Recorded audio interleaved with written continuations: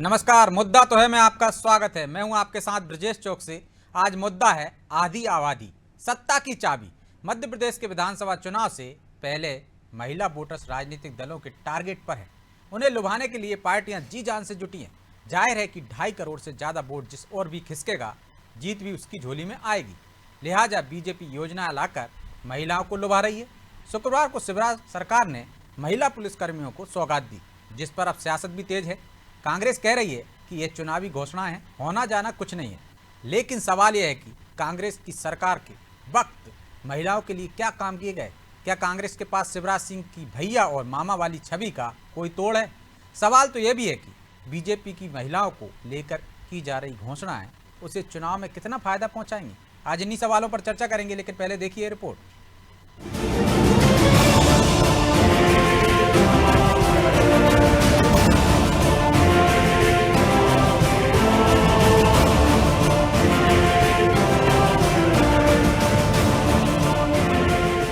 BJP लगा रही जोर, सारा फोकस महिला वोटर्स की ओर। महिला पुलिसकर्मियों को मिली सौगात, क्या महिलाओं को साथ कर बन जाएगी बात? ये बात बीजेपी और कांग्रेस दोनों ही समझ रहे हैं कि इस बार के विधानसभा चुनाव में उन्हें रेड कारपेट बिछा नहीं मिलेगा, जिस पर चलकर वो सत्ता के शिखर तक आसानी से पहुंच सके।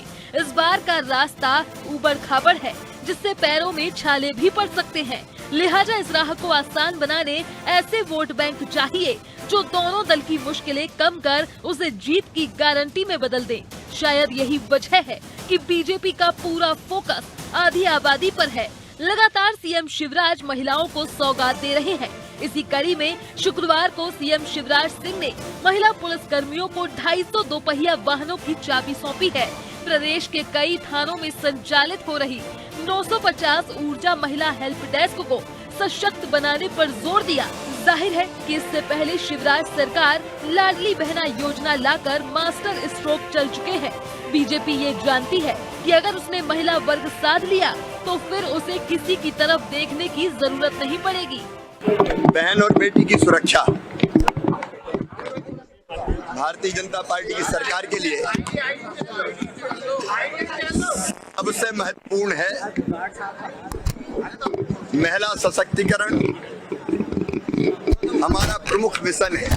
लगभग 250 दोपहिया वाहन जिन पर सवार होकर हमारी पुलिस की बेटियां निकली हैं, वो महिलाओं की सुरक्षा की दृष्टि से फील्ड में प्रवास भी करेंगी, अपराधियों को ठीक भी करेंगी और बहन और बेटी में आत्मविश्वास भी भरेंगी।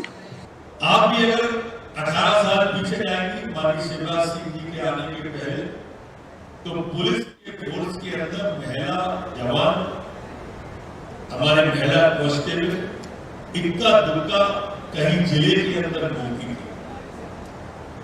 महिला डेस्क, ऊर्जा डेस्क, महिला थाना, ये तो बात सवाल नहीं होता। लेकिन उसके बाद में जब ऐलान किया कि मैं बेटियों के हाथ में डंडा दूंगा, और उसके बाद में आप देखिए कितनी बड़ी संख्या में आप सब यहाँ पर विराजमान हैं। आधी आबादी पर नजर तो कांग्रेस भी गड़ाए हुए है। प्रियंका गांधी लगातार दौरे कर महिलाओं को लुभाने की कोशिश कर रही है। कांग्रेस ने गारंटी भी दी है कि उनकी सरकार बनी तो वो 500 रुपए में गैस सिलेंडर भी देंगी। नारी सम्मान योजना के तहत फॉर्म पहले ही वो भरवा चुकी है।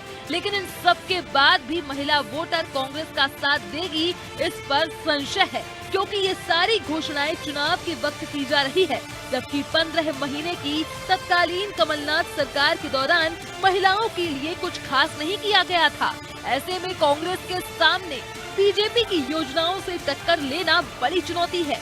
हालांकि कांग्रेस बीजेपी की रणनीति और उसकी योजना में खोट देख रही है। देखिए, शिवराज सिंह चौहान जी सिर्फ झूठे वादे करते हैं, झूठी घोषणाएं करते हैं, निरंतर 18 साल से कर रहे हैं। आप चाहे बच्चियों को चाबी दें, कुछ करें, लेकिन मुझे सबसे पहले ये बताएं कि रोज 12 से 15 बलात्कार क्यों हो रहे हैं? घोषणाओं का दौर बहुत हो गया। 18 साल से आप घोषणाएं कर रहे हैं, कुछ करिए, कार्रवाई करिए। एमपी के चुनावी दंगल में महिला वोटर बड़ी महत्वपूर्ण भूमिका निभाती हैं।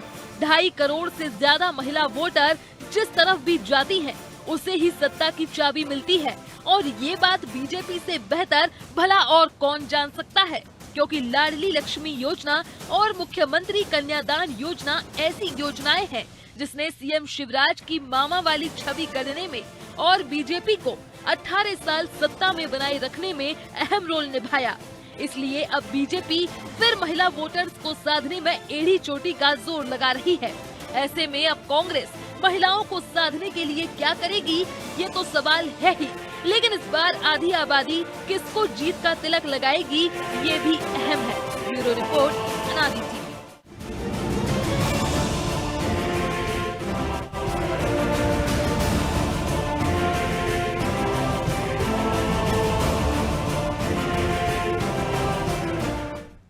तो इस मुद्दे पर चर्चा के लिए हमारे साथ जुड़ गए हैं उमेश तिवारी, बीजेपी नेता हैं, कमलेश खातरकर, कांग्रेस प्रवक्ता हैं, आशीष दुबे, वरिष्ठ पत्रकार। तीनों मेहमानों का बहुत बहुत स्वागत है। आशीष जी, आज शुरुआत आपसे करेंगे। शिवराज सरकार का पूरा जोर आधी आबादी पर है, तो क्या इस बार महिला मतदाता गेम चेंजर साबित होंगे? देखिए, महिला मतदाता तो गेम चेंजर है अगर वो इस तरफ जाते हैं। महिला वोट क्योंकि हमेशा बहुत इम्पोर्टेंट माना गया है कि जो जहां महिला वोट अगर चला जाए, 2014 का जो लोकसभा चुनाव था उसमें भी यही माना गया था कि एक बड़ा महिला वर्ग वहां गया। तो अब जब ये चूंकि ये तो विधानसभा चुनाव की बात है, तो विधानसभा चुनाव के दृष्टिगत जो महिलाओं को लेकर के जो घोषणाएं की गई, दोनों तरफ से की गई, वो ऐसा पहली बार है। बीजेपी की भी 18 साल की सरकार रही है और कांग्रेस की बीच में सरकार आई है, लेकिन पहली बार है कि दोनों महिलाओं के लिए इतना फोकस्ड है। तो कांग्रेस की जो स्थिति है वो सिर्फ अभी घोषणा कर सकती है और बीजेपी जो है उसको इम्प्लीमेंट करने की स्थिति में।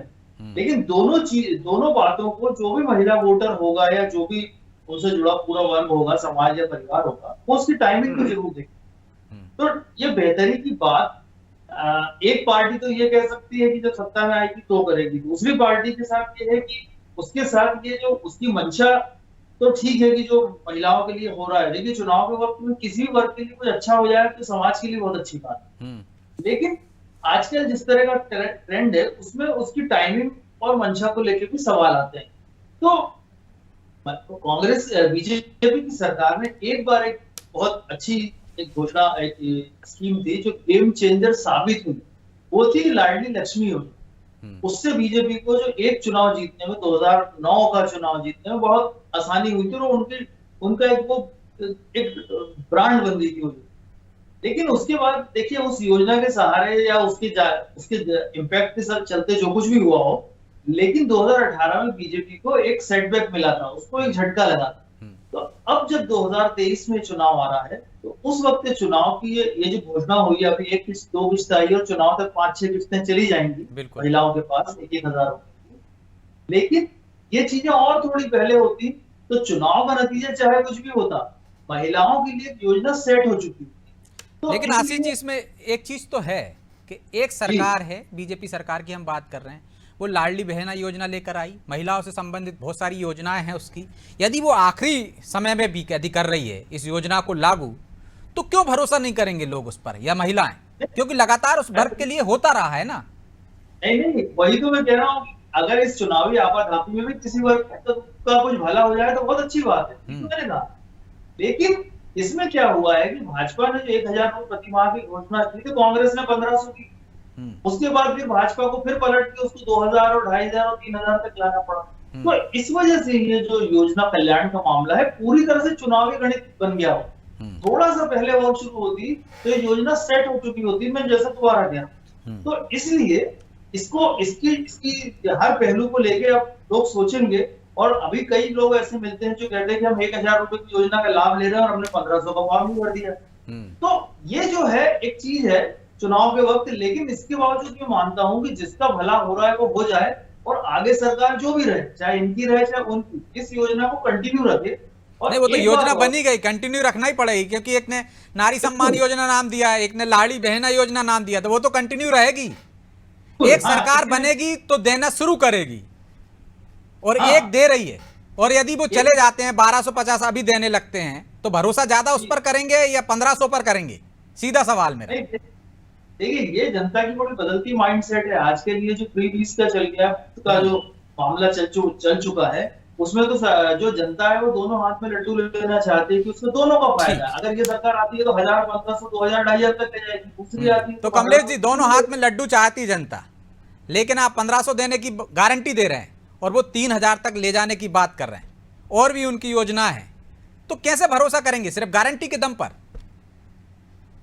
ब्रजेश जी, 2018 में जब हमारी सरकार बनी, कमलनाथ जी ने अपने जो वचन पत्र के अनुसार जो जनता के लिए काम करना शुरू किया, उसके बाद मध्य प्रदेश की जनता ने माननीय कमलनाथ जी पे विश्वास किया था। मैं आपको एक बात और कह देना चाहता हूं कि जो शिवराज सिंह चौहान जी है वो घोषणावीर कहे जाते हैं। उनकी घोषणाओं पर मध्य प्रदेश की जनता ने भरोसा करना बंद कर दिया है। तभी ये तो उनको घोषणा कहाँ हुई ना? घोषणा एक होती है कि हम देंगे, और जो देना शुरू करे उसको कैसे घोषणा कह सकते हैं अपन? वो तो योजना बन गई है ना कमलेश जी, ये तो आप भी जानते हैं। 1000 से प्रारंभ की और उसको 3000 तक ले जाने की घोषणा ही तो है ब्रजेश जी। मैं एक और बात कहना चाहता हूं कि शिवराज सिंह चौहान पर मध्य प्रदेश की जनता और मध्य प्रदेश की बहनें भरोसा नहीं करती है। और आज जिस बात का जिक्र किया जा रहा है कि 250 महिला पुलिसकर्मियों को शिवराज सिंह चौहान जी ने स्कूटी सौंपी है, अब मध्य प्रदेश में महिला पुलिस की स्थिति देख लीजिए। जहां आवश्यकता 33% महिला पुलिसकर्मियों की है, वहां आज मध्य प्रदेश में 6.03 महिला पुलिसकर्मी उपलब्ध है। एक एक महिला पुलिसकर्मी 18, 24 घंटे काम करती है, क्योंकि कुछ इमरजेंसी केसेस पुलिस के थानों के अंदर आते हैं महिलाओं से संबंधित, तो महिला पुलिसकर्मियों को लगातार अपने घर परिवार और छोटे छोटे बच्चों को छोड़कर काम करना पड़ता है। यह मध्य प्रदेश के महिला पुलिसकर्मियों की स्थिति है। दूसरी चीज, आप ये तमाम तरह के घोटाले देख लीजिए। क्या मध्य प्रदेश की बहनें ये स्वीकार करेंगी कि उनको 1,03,000 रुपए का लालच देकर उनके भविष्य का, उनके बच्चों के भविष्य का, उनके भाइयों के भविष्य का खिलवाड़ किया जाए? पटवारी जैसी नौकरी को 15 लाख रुपए में जो भारतीय जनता पार्टी ने बेचा है, उसको क्या मध्य प्रदेश की बहनें माफ कर देंगी? वो तो दोनों ही दे रहे हैं ना। आप भी एक तरह से फिर लालच ही देना हुआ, आपकी तरफ से योजना लागू की जा रही है, वादे किए जा रहे हैं तो कि हम 1500 देंगे, 500 रुपए में गैस सिलेंडर देंगे, तो ये भी तो लालच ही हुआ। फिर ये हमने करके दिखाया है हिमाचल में। मध्य प्रदेश में जो कांग्रेस की सरकार बनेगी वो घोषणाएं नहीं है, ये वादा है और वादा निभाएंगे, और ये मध्य प्रदेश की जनता ने 2018 में देख लिया है। लेकिन 2018 कमलेश जी, आपने कहा हिमाचल में करके दिखाया, हिमाचल की आपने जिक्र किया, तो एक उदाहरण देता हूं मैं। आप वहां सैलरी नहीं मिल पा रही लोगों को, और डीके शिव कुमार का बयान आज ही छपा है, मीडिया में अभी आया है कि हम 1 साल तक विकास को भूल जाइए, क्योंकि जो वादे आपने किए। देखिए, जो कर्नाटक में जो 25-40% घोटालों की सरकार थी, उसकी वजह से कर्नाटक की आर्थिक स्थिति खराब हो गई थी। लेकिन कांग्रेस की सरकार धीरे धीरे कर्नाटक में की आर्थिक स्थिति को पटरी पर ला रही है, और आप निश्चित ही मानिए 1-1.5 साल के अंदर कर्नाटक। तो मध्य प्रदेश में तो आप 50% का टैग लाइन लेके जा रहे हैं, तो फिर यहाँ कितने समय बाद विकास कार्य शुरू होंगे या देना शुरू करेंगे योजनाओं को, यदि आप जो वादे कर रहे हैं तो? हालात तो यहाँ भी ठीक नहीं है ना, कर्ज पे कर्ज ले रही सरकार। मध्य प्रदेश में हमारे जो विजनरी लीडर है माननीय कमलनाथ जी, बहुत ही अनुभवी राजनीतिज्ञ है। इन्होंने केंद्र सरकार में बड़े बड़े मंत्रालयों को संभाला है, और उनके पास अनुभव है कि इस तरह से बेपटरी हुई अर्थव्यवस्था को पटरी पर कैसे लाया जाए, मध्य प्रदेश में जो भ्रष्टाचार चल रहा है उसको कैसे खत्म किया जाए। ये आप मान के चलिए कि कमलनाथ जी ने अगर कोई वादा किया है तो वो 100% पूरा होकर रहेगा, और इस बात का वादा कांग्रेस पार्टी मध्य प्रदेश जनता से करती है। तो तिवारी जी, कमलनाथ के वादों पर, घोषणाओं पर जनता भरोसा करेगी, उनके अनुभव का फायदा मध्य प्रदेश को मिलेगा। विजनरी नेता है, और आपकी घोषणाओं पर यकीन नहीं रहा, खासकर महिला वर्ग को भी। गंगा जल लेके वचन दिए थे जमुरी मैदान में, कमलनाथ जी भी थे और राष्ट्रीय अध्यक्ष राहुल गांधी जी भी थे, और 12 से 15 माह जो इनका कार्यकाल था काम करने का, उसमें कोई भी वादे जो है पूरे नहीं किए। 13 रुपए 15 रुपए जो है इससे किसानों को चेक दिए। रही बात भारतीय जनता पार्टी की, हमारी पार्टी की, तो आदरणीय शिवराज सिंह स्वीकार किया है कि मध्य प्रदेश के 26 लाख किसानों का 11,000 माफी पे हम बहस ही ना कर रहे हैं। आदरणीय कमलेश जी, देखिए आपने भी स्वीकार कर लिया, थोड़ा जवाब मुद्दा दूसरी तरफ चला जाएगा, बहस दूसरी तरफ चली जाएगी। उमेश जी, हम महिलाओं पर केंद्रित रहेंगे तो ठीक रहेगा। लाडली भारतीय जनता पार्टी की ही सरकार है कि संपूर्ण भारत में सबसे पहले लाडली लक्ष्मी योजना मध्य प्रदेश में प्रारंभ हुआ। लाडली बहना, लाडलियों को, जो हमारी बहनें हैं, उनका सामूहिक विवाह था। आप आए तो उसको भी जो है बंद करने का काम किया आपने। 12 से 15 माह में क्या क्या काम किए हैं वो गिनाते जाऊंगा तो समय कम पड़ जाएगा। नहीं, अब रही बात जो है, आप जिन राज्यों आप गिनाइए, आप इस तरह का झूठ जिन राज्यों में आपने, लेकिन उमेश जी, कमलेश जी प्लीज आ जाने दिए उनका। उमेश जी 2008 में आप उस योजना का फायदा ले चुके हैं सत्ता में बरकरार रहकर। उस राज्य में आपने, उस राज्य में एक भी योजना आपका धरातल पर क्रियान्वित नहीं, और आपकी पार्टी के प्रमुख लोग कह रहे हैं। अगर धरातल पे क्रियान्वित नहीं है तो आपके कृष्ण सुन तो लो पहले, मैं कितना शांति से सुना। देखो कांग्रेस की इसीलिए जनता आपकी नहीं सुनेगी। आज आप हमारी बात नहीं सुनोगे, आने वाले चुनाव में 2000 की जनता आपको सुनने के लिए नहीं बैठी। 23 में पूरा जनता कमलेश जी बात तो आ जाने दीजिए प्लीज। जो सच है उसको दबाने का प्रयास करते हैं। जनता भरोसा नहीं आपके हल्ला करने से मध्य प्रदेश की जनता की जो है ना आवाज नहीं दबेगी। मध्य प्रदेश की जनता भारतीय जनता पार्टी के साथ में है।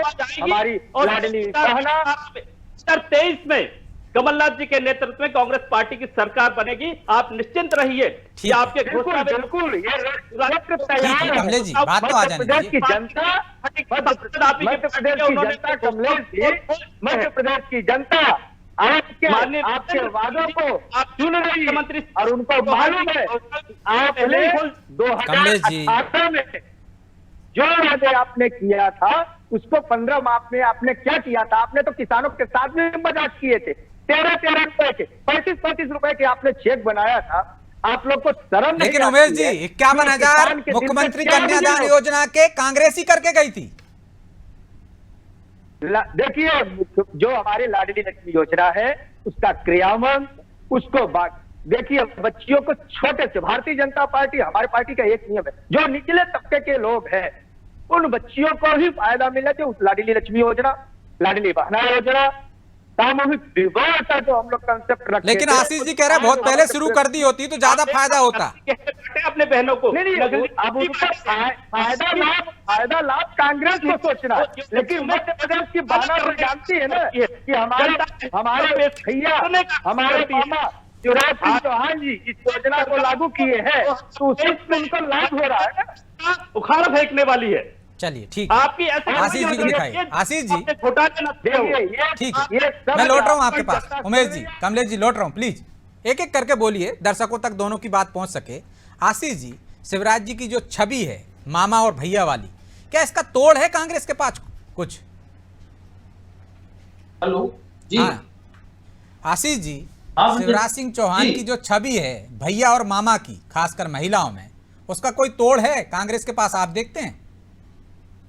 देखिए ऐसा तो कोई, शिवराज सिंह चौहान ने छवि अपनी गढ़ी है उस पर कांग्रेस को उस तरह की छवि कांग्रेस के नेता के पास नहीं है। और शिवराज सिंह चौहान को वैसे भी मास लीडर बोला जाता है, तो मास लीडर है और उन्होंने अपनी छवि को बड़े जतन से पिछले कई सालों में गढ़ा है। तो उस छवि के सहारे, छवि मामा की छवि नहीं है उनकी, मामा की लगभग 7, 8, 10 सालों से उस छवि को गढ़ रहे हैं।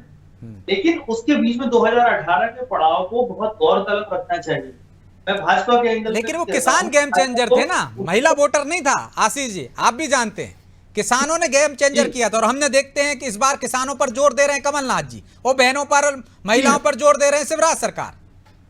बिल्कुल बिल्कुल बिल्कुल वही बात है कि पिछली बार फोकस एरिया अलग था और इस बार अलग है। तो इस बार ये छवि का जो मुकाबला है, जो दोनों वादों का मुकाबला एक साथ होना है। तो इसलिए दूसरी बात ये है कि भाजपा, मुझे जो मेरा थोड़ा सा आकलन है, मैं ये नहीं मानता कि सिर्फ इस सेगमेंट के जरिए, इस महिला सेगमेंट के जरिए कांग्रेस या फिर भाजपा चुनाव अकेले जीत ले। ये नहीं है सेगमेंट। ये ठीक है, ये एक वर्ग है, बड़ा वर्ग है, बड़ा चक है जो वोटों के लिए एक बड़ा एक रुझान पैदा कर सकता है, एक लीड पैदा कर सकता है। लेकिन फाइनल लीड जीतने के लिए जो आखिरी ओवर की बैटिंग होती है, जो जीतने के लिए उसे पूरे वर्ग को साधना होगा। इसीलिए भाजपा ने आदिवासी वर्ग पर भी फोकस रखा है। थोड़े दिन में पिछड़ा वर्ग जो ओबीसी है वो भी बड़ा बड़े फोकस में आने वाला है दोनों ही पार्टियों के। और इस तरह से एक समग्र चुनाव ही जो होगा, एक कंप्लीट जो पैकेज होगा जो मध्य प्रदेश में चुनाव का, जिसके पास वो आकर्षक पैकेज होगा सारे वर्ग के लिए, तब जाकर, क्योंकि ये जीत की संभावना किसी की बनेगी, इसलिए क्योंकि ये चुनाव 2018 के चुनाव से भी ज्यादा कठिन परिस्थितियों वाला होने वाला है। इसलिए आप देख सकते हैं कि हाईकमान कांग्रेस का भी उतना ही यहाँ पर एक्टिव है जितना भाजपा का पूरा हाईकमान यहाँ पर एक्टिव है। तो इसलिए एक वर्ग ठीक है, अच्छी बात है अगर उसका भला किसी का भी हो, लेकिन ये पूरा पैकेज निर्भर करेगा चुनाव का कि वो पूरा क्या विजन लेके आते हैं, और जो कर्नाटक के हिमाचल के नतीजे हैं वो बताते हैं। आप ये कहना चाह रहे हैं, क्रिकेट की भाषा में हम कहें कि एक बैट्समैन कुछ नहीं कर सकता, फील्डर को भी अपना काम करना पड़ेगा, बॉलर को भी अपना काम करना पड़ेगा। बहरहाल समय इजाजत नहीं देता, इसलिए चर्चा को यहीं विराम देना होगा। आप तीनों मेहमानों का बहुत बहुत धन्यवाद। तो सिर्फ महिला ही नहीं, तमाम वर्ग को आपको साधना होगा। शायद यही वजह है कि चाहे कांग्रेस हो या बीजेपी, आदिवासियों को भी साधने का जतन कर रहे हैं, दलितों को भी साधने का जतन कर रहे हैं, महिला आबादी जो कि आधी आबादी है उसको भी साधने का जतन कर रहे हैं, अन्य वर्गों, अन्य जातियों को भी साधने का जतन कर रहे हैं, ताकि नैया पार हो सके। ये तो अब मतदाता और खासकर महिला आबादी पर निर्भर करता है कि वो किस पर भरोसा करते हैं और किसकी नैया पार लगाते हैं। उसके लिए 2023 के चुनाव परिणाम तय करेंगे किस पर किया भरोसा। बहरहाल मुद्दा तो है, मैं इतना ही। मुझे दीजिए इजाजत और आप देखते रहिए अनादि टीवी। नमस्कार।